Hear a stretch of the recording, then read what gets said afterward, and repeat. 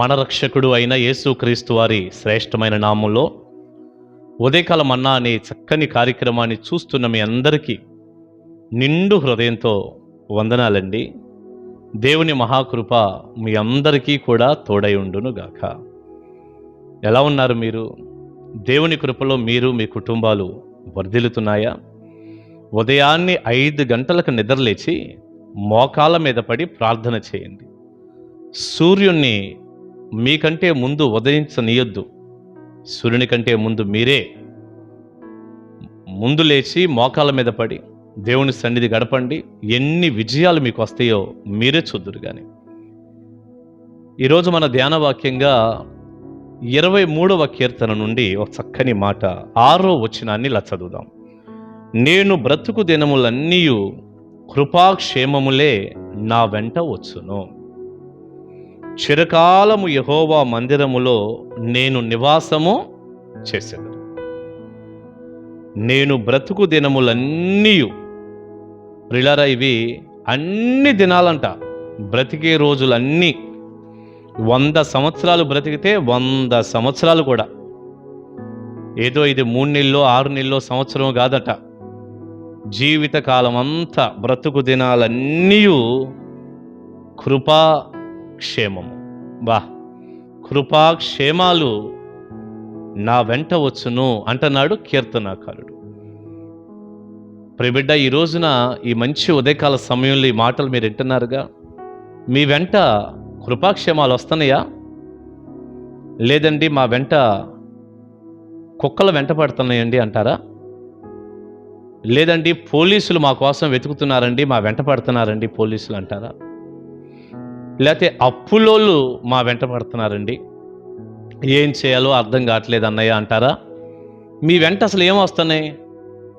ఏమండి, కొంతమంది అంటారు ఏంటో ఈ రోగాలు మా వెంట పడ్డాయి అనేవాళ్ళు కూడా ఉన్నారు. ప్రియులారా, ఇలా అప్పులో రోగాలు ఏమండి రకరకాలవి మనుషులు వెంట పడతా ఉంటాయి. కానీ ఇక్కడ కీర్తనాకారుడు అంటున్నాడు, నేను బ్రతుకు దినములన్నీ కృపాక్షేమములు, కృపాక్షేమాలు నా వెంట వస్తాయి, నా వెంట వస్తాయి. కీర్తనాకారుడు అంటున్నాడు అన్నమాట. ఈ మంచి ఉదయకాలం నిండు మనసుతో ఒక అన్నగా చెప్తున్నాను, మీ వెంట కూడా కృపాక్షేమాలే వచ్చునుగాక. అది ఎలా సాధ్యమో చెప్పనా మీకు? మీరు యెహోవాను మీ కాపరిగా చేసుకోవాలి. అది ఈ కీర్తన యొక్క ఉద్దేశం. ఈ కీర్తన రాస్తున్న దావీదు 1వ వచనంలో ఏమన్నాడు? యెహోవా నా కాపరి, నాకు లేమి కలుగదు. అంటే ఏ వ్యక్తి అయితే దేవుణ్ణి కాపరిగా చేసుకుంటాడో, దేవుడే నా కాపరి, ఆయన నా కాపరి, నేను ఆయన గొర్రెని అంటూ దేవుని యొక్క ఆధిపత్యంలోనికి, ఆయన రెక్కల్లోనికి, ఆయన అధికారం క్రిందకి ఎవరైతే వస్తారో, ఆయన నడిపింపు కిందకి ఎవరైతే వస్తారో, ఆయన కాపరి అన్నప్పుడు మనల్ని నడిపిస్తాడు కదా. ఎవరైతే అలా వస్తారో వారికి కలుగుతాయండి జీవితకాలం అంతా కూడా కృపాక్షేమాలే. బ్రతుకు దినాలన్నీ కృపాక్షేమాలు వచ్చేస్తాయి. నువ్వు దేవుని యొక్క కాపుదల కిందకి ఆయన్నే కాపరిగా చేసుకొని మీరు వచ్చారా? ఈనాడు చాలామందికి అండి కృపాక్షేమాలు వెంట రావాలని ఉంటాయి, కానీ వారి చెడు మానుకోలేరు. దేవుని యొక్క వాక్యానుసారంగా ఆయన మాటలు విని ఆయన మార్గంలో నడవలేరు. మీకు ఇర్మియా గ్రంథం నుంచి ఒక వాక్యం నేను ఇలా చదువుతాను చూడండి. ఇర్మియా గ్రంథం 7వ అధ్యాయం 23వ వచనాన్ని మనం చూస్తే ఇలా రాస్తుంది, నా మాటలు మీరు అంగీకరించిన ఎడల. చూడండి, దేవుడు అంటున్నాడు, నా మాటలు మీరు అంగీకరించిన ఎడల నేను మీకు దేవుడనై యుందును, మీరు నాకు జనులై యుందురు. మీకు క్షేమము కలుగునట్లు నేను మీకు ఆజ్ఞాపించుచున్న మార్గమంతటి యందు మీరు నడుచుకొనుడి. ఏమంటున్నాడు ఇక్కడ దేవుని వాక్యంలో? ఎంత చక్కని మాట అండి ఇది. నా మాటలు మీరు అంగీకరించిన ఎడల. ఈనాడు ఎంత చెప్పినా కొంతమంది అదొక మూర్ఖ స్వభావంలాగా దేవుని మాటలు పెడచోని పెడుతూ ఉంటారు, అంగీకరించరు. దేవుని మాటలు అంటే వారికి ఇష్టం ఉండదు. అలా అంగీకరిస్తే ఆయన మనకి దేవుడై ఉంటాడంట, మనమేమో ఆయన ప్రజలమై ఉంటామట. తిరిగి మనకు క్షేమము కలుగునట్లు ఆయన ఆజ్ఞాపిస్తున్న మార్గం అంతటినందు మనం నడుచుకోవాలట. అంటే ఆయన వాక్యానుసారంగా ఆయన మార్గంలో దేవుని మార్గాలు ఉంటాయి కదా. మన మార్గం ఉంటుంది, దేవుని మార్గం ఉంటుంది. ఆయన మార్గంలో ఒక వ్యక్తి ఈ భక్తి మార్గంలో, ఈ ఇరుకు మార్గంలో, దేవుని యొక్క వాక్యానుసారమైన ఈ మార్గంలో నడిస్తే వారికి క్షేమము కలుగుతుంది అన్నాడు. హల్లెలూయా. క్షేమం ప్రజలకు కావాలి, కానీ వారు దేవుణ్ణి కాపరిగా చేసుకొని ఆయన మార్గంలో నడిచేవారిగా ఉండాలి. అలా లేనప్పుడు క్షేమం ఎలా కలిగిద్ది? మీ అందరికీ క్షేమం కలగాలని నిండు మనసుతో కోరుకుంటున్నాను.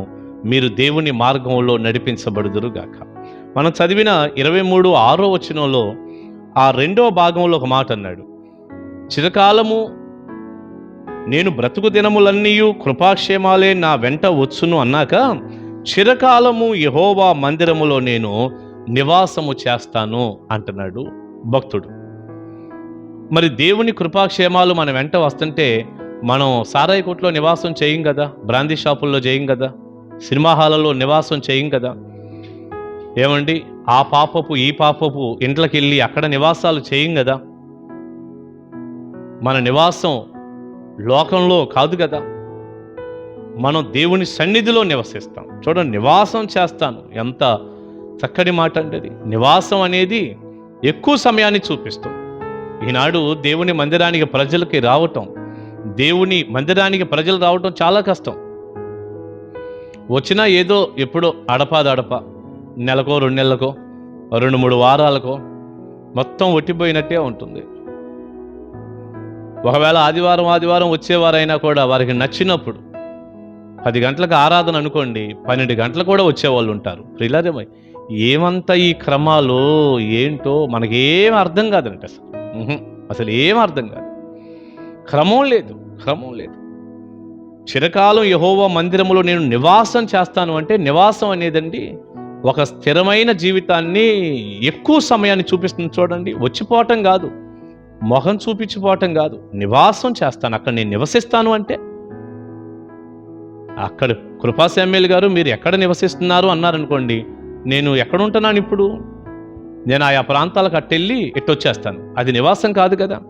ఏమండి, నేను దొనబండలో పలానా స్థలంలో నేను ఒక 25 ఏళ్లుగా నివసిస్తున్నానంటే అదొక నివాసం అయింది.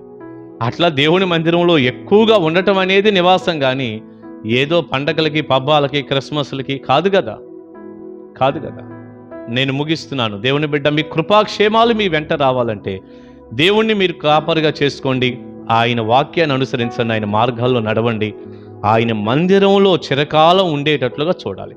ఇదిగో ఈ విషయాలన్నీ కూడా మీరు తీసుకుంటే తప్పకుండా కృపాక్షేమాలు మీ వెంట వస్తాయి. మీ వెంట అప్పులు ఎందుకు వస్తాయి? రోగాలు ఎందుకు వస్తాయి? పోలీసులు ఎందుకు వస్తారు? కృపాక్షేమాలు వస్తాయి.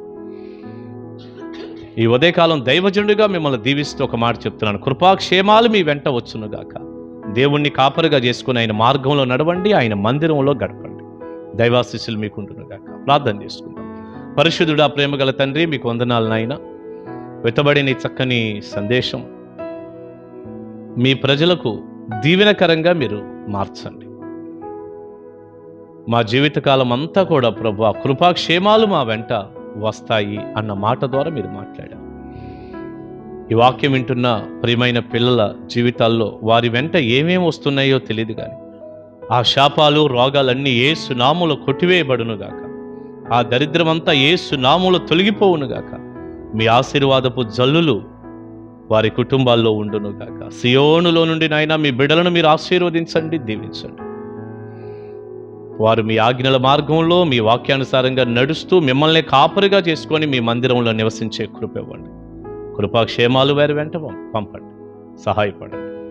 యేసు నామమున ప్రార్థన మనవులు అడుగుచున్నాను తండ్రి. ఆమేన్. God bless you. దేవుని కృప మీకు తోడే ఉండును గాక. కలుసుకుందాం. Praise the lord.